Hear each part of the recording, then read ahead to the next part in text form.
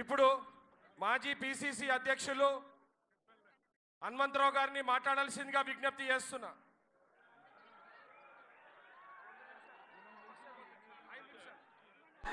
సభకు నమస్కారం. రాష్ట్ర ముఖ్యమంత్రి రేవంత్ రెడ్డి గారు, అదేవిధంగా నూతనంగా పిసిసి అధ్యక్షుడు, అది కూడా బడుగు బలహీన వర్గాలకు నాయకత్వం వహిస్తున్నటువంటి కొత్తగా పిసిసి అధ్యక్షుడు మహేష్ కుమార్ గౌడ్ గారు, దీపా మున్షి గారు, ఏఐసిసి సెక్రటరీసు, మిత్రులారా, సోదరులారా, సోదరిమణులారా, ఈనాడు మహేష్ కుమార్ గౌడ్కు గురుతరమైన బాధ్యత ఇచ్చారు హైకమాండ్. సోనియా గాంధీ, రాహుల్ గాంధీ గారు, అదేవిధంగా వేణుగోపాల్ గారు ఇచ్చారు. నేను ఆయన ఇవాళ స్పీచ్ నేను చదివిన, చాలా బాగున్నది. అందరికీ అవకాశం ఇస్తాం. గతంలో కార్యకర్తలు ఏ విధంగా పనిచేసిండ్రు అనేది కూడా అందులో చెప్పారు. వారందరికీ కూడా సమానంగా కొత్త వాళ్ళను పాత వాళ్ళను కలపడానికి ప్రయత్నం చేయాలని మహేష్ కుమార్ గౌడ్ కోరుతున్నా. అదేవిధంగా ఇవాళ నేను పేపర్లో చూసినా, టీవీలో చూసినా, ఏఎన్ఐలో వచ్చింది. నరేంద్ర మోడీ ఏమంటున్నాడు తెలుసా? Indira Gandhi, Pandit Jawaharlal Nehru, they are against for SC ST OBC అంటున్నాడు. ఎంత అన్యాయం రా బాబు! ఇందిరాగాంధీ భూ సంస్కరణ అమలు చేసింది, దున్నేవాడికే భూమి ఇచ్చింది. అంతేకాదు దేవరాజ్ అర్సు మొదలు పెడితే అదేవిధంగా ఆ రాష్ట్రంలో ఎంతో మందిని ముఖ్యమంత్రి చేశారు. అదేవిధంగా అశోక్ గెలాట్ను చేశారు. అదేవిధంగా ఇక్కడ సిద్ధరామయ్య చేశారు. ఏ విధంగా మాట్లాడతావురా బాబు నువ్వు? రాహుల్ గాంధీ కన్యాకుమారి నుంచి కశ్మీర్కు నడిచిన తర్వాత బడుగు బలహీన వర్గాల గురించి ఆలోచన చేశాడు. రైతుల గురించి, నిరుద్యోగుల గురించి, అట్టడుగునున్న ప్రజానికం గురించి మాట్లాడిండు. We come to the power, will conduct caste wise census అని చెప్పడం జరిగింది. అంతటితో కాలేదు, 50% సీలింగ్ కూడా ఎత్తేస్తా అన్నాడు. జితినా హిస్సేదారి, ఉత్తి భాగీదారి అన్నాడు. కనుక మహేష్ కుమార్ గౌడ్, నీ పైన చాలా బాధ్యత ఉన్నది. తప్పనిసరిగా రేవంత్ రెడ్డికి నీ ఆశీర్వాదం ఉన్నది. అదేవిధంగా సోనియా గాంధీ ఉన్నది. గతంలో ఎంతో మందిని, అశోక్ గెలాట్ను కూడా ముఖ్యమంత్రి చేశారు, సిద్ధరామయ్య చేశారు. మీ హిస్టరీ ఏందో చెప్పురా బాబు. ఇంత అబద్ధం చెప్తాడు. ఈ అబద్ధాలు చెప్పే ప్రధానమంత్రి నేను చూడలే.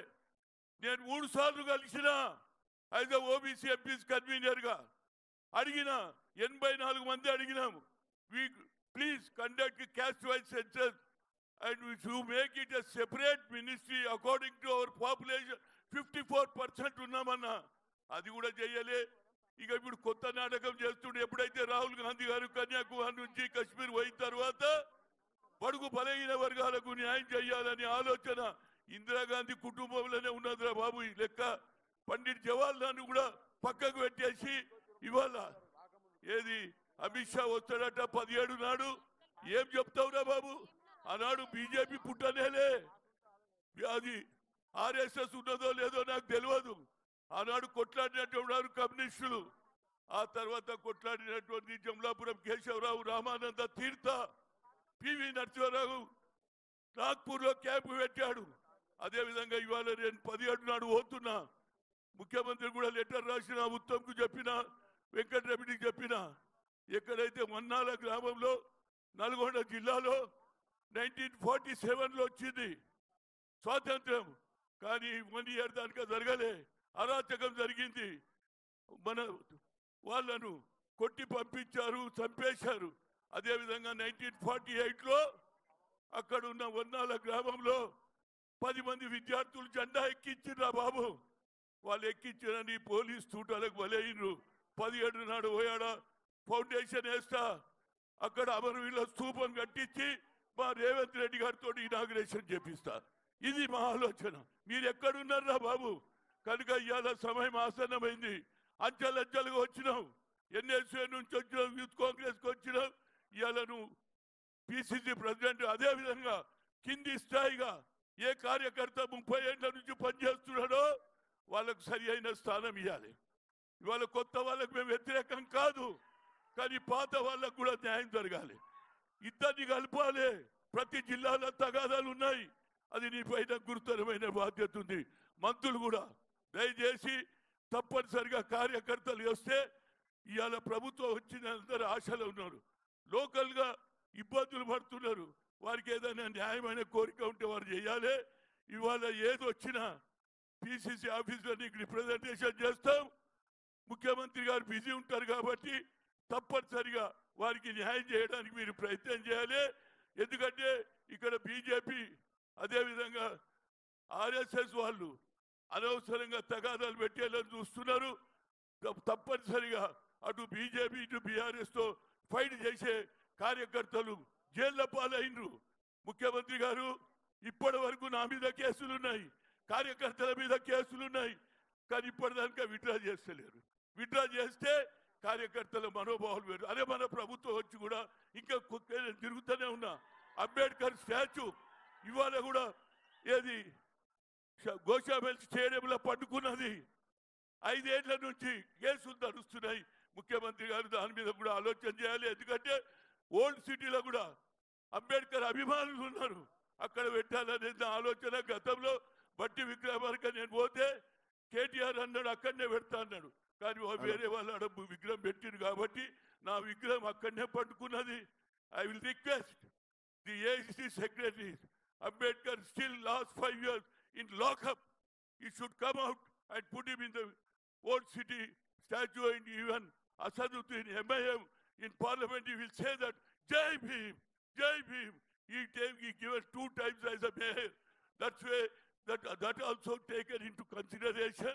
And I will request, I hope నాకు కూడా అవకాశం ఉంటే నేనన్నా పెద్ద రాష్ట్రానికి ఉన్నా మన ముగ్గురం బీసీలను కొట్లాడితే మళ్ళీ ఎవడో దొరకపోతాడు అని నేను సపోర్ట్ చేసిందా లేదా? ఏమై మహేష్ చేసిందా లేదా? అదేవిధంగా రేవంత్ రెడ్డి ఆశీర్వాదం తీసుకో పూర్తిగా. ఎందుకంటే ఆయన కొన్ని తెలివక జరుగుతున్నాయి. మాది కూడా అప్పుడప్పుడు ఇను న్యాయం జరుగుతుంది. నీకు వ్యతిరేకం కాదు. నేను రాజశేఖర్ రెడ్డిని కూడా ఏది పిసిసి ప్రెసిడెంట్ చేసిన సత్యనారాయణ చేసిన అదేవిధంగా ఇవాళ నాకు చాలా సంతోషం ఉంది. చాలా దూరం తర్వాత మళ్ళా ఒక బీసీ నాయకత్వం వచ్చింది. రాహుల్ గాంధీ అదే అంటున్నాడు, బీసీలకు సరి అయిన న్యాయం జరగాలి. మా వాళ్ళు మోర్ దాన్ 50% ఉన్నారు. మొన్న ఎన్నికల్లో కూడా మా అందరం వేసినాం ఓట్లు. 6 డిక్లరేషన్ అంబేద్కర్ ఆలోచనను ప్రతి ఒక్కరు ఓటు వేసిండు కాబట్టి ఇవాళ ఎంపీలు అయినరు, ఎమ్మెల్యేలు అయినరు, మినిస్టర్లు అవుతున్నారు. రేవంత్ రెడ్డి తప్పనిసరిగా రాహుల్ గాంధీ ఆలోచనను వీరు అసెంబ్లీలో బిల్లు పెట్టారు. బిల్లు పాస్ అయింది. 150 కోట్లు రిలీజ్ అయింది. కానీ ఇంతవరకు పని మొదలు పెట్టలేరు. దయచేసి రేవంత్ రెడ్డి గారు కులగానే మొదలు పెట్టి నీకు దండం పెడతారు. అన్ని పార్టీల వాళ్ళు అడుగుతున్నారు.